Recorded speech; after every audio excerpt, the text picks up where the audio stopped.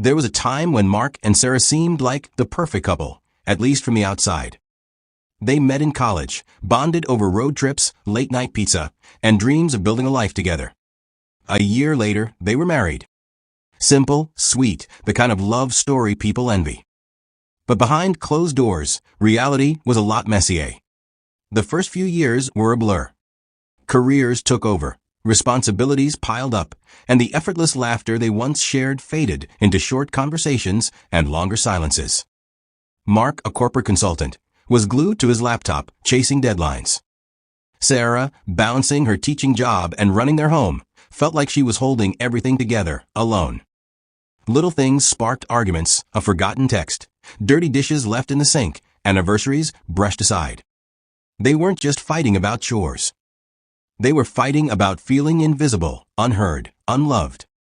The word divorce hung in the air like smoke after a fire. Neither said it out loud, but both felt its presence. Then came the night everything broke. Sarah walked into the living room and found Mark sitting in the dark, an empty whiskey glass in his hand, tears streaming down his face. In 8 years of marriage, she'd never seen him cry.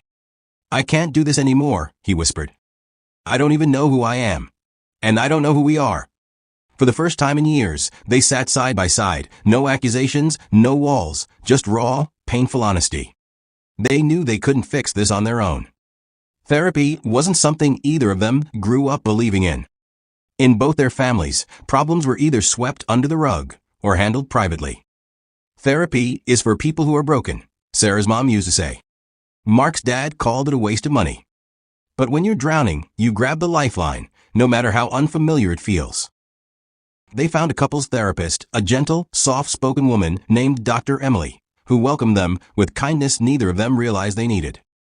Those first few sessions were brutal.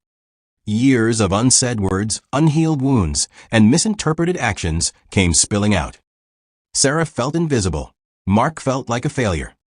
They weren't just failing each other, they were failing themselves.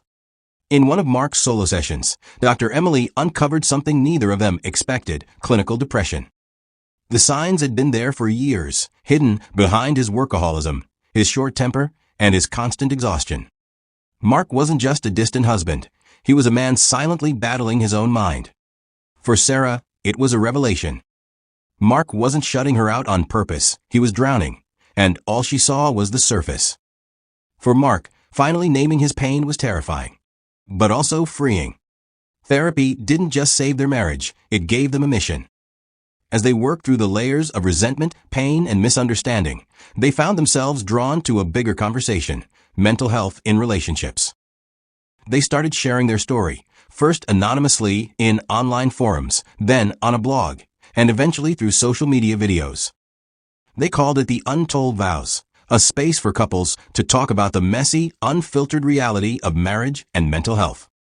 And people listened. Strangers reached out. Couples sent messages, thanking them for saying the things no one else talked about. Slowly, the Untold Vows grew into a community, not of perfect love stories, but of real ones, stitched together with courage and honesty. 5 years after that tearful night, Mark and Sarah stood on stage at a national mental health conference, sharing their story. In the audience sat their parents, the same people who once dismissed therapy, now clapping the loudest. But the real gift wasn't the applause. It was what they gave each other. Therapy didn't just rebuild their marriage, it gave them back themselves.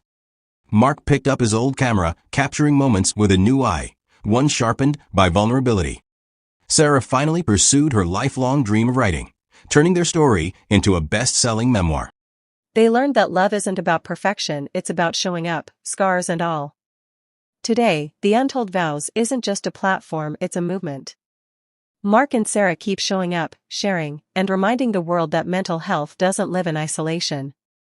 It lives between people, in marriages, in friendships, in families. And sometimes, the bravest thing you can do is ask for help. Because real love isn't perfect, it's honest.